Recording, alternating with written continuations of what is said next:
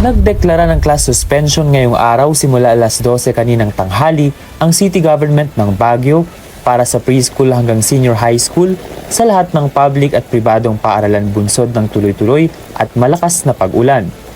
Sa updated guidelines ng DepEd Order No. 22 Series of 2024, nagsasaad ng revised guidelines on class and work suspension in schools during disasters and emergencies.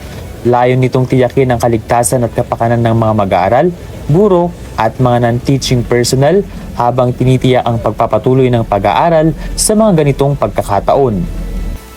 Sa ginanap na City Hall Hour kanina, binanggit ni Mayor Benji Magalong na hindi madali at isa sa pinakamahirap na trabaho ang pagkansela ng klase. Sa mga nakaraang taon, ang alkalde umano ang nagdedesisyon kung kailangan magkansela ng klase, pero nakikipag-ugnay muna sa iba't ibang paaralan sa lungsod. Ngayon ay ititiwala na umano ng alkalde sa Department of Education ang pag-aaral at pag-forecast na magiging lagay ng panahon. Hindi ganun kadali. Alam niyo, isa sa pinakamahirap na trabaho ng mayor is the cancellation of classes. But there was a circular issued by DepEd, and it appears that DepEd should be recommending to the city or to the local government of Baguio there will be a cancellation of classes. And I hope na papag-aralan niya ng DepEd. So for the next, siguro for the next 1 month, ihintayin ko yung DepEd na sila magsabi sa akin. Because in the previous years, ako mismo ang nagdidesisyon. Now this time that we have this 2024 na circular, then probably it's about time that DepEd should learn how to read and forecast.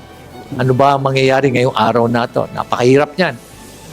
Banggit pa ng alkalde na kailangan umano maging highly technical para maintindihan ang dynamics pagdating sa rainfall at kailangan ang malalim na pag-aaral sa lahat ng aspeto. Dagdag pa niya, hindi daw maaaring umasa sa iisang weather platform o weather application lang para sa magiging forecast sa isang partikular na araw, kaya umaasa ito na mapag-aralan ng DepEd at sa susunod na mga buwan ay DepEd na ang magre-rekomenda sa alkalde kung kakanselahin ang klase.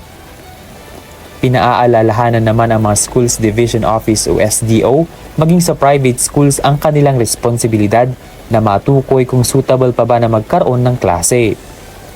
Samantala, pinaalalahanan ng publiko na laging maging handa at magkaroon ng supply kit sa kanilang mga tahanan, emergency contacts at malaman kung saan at kung kailan lilikas.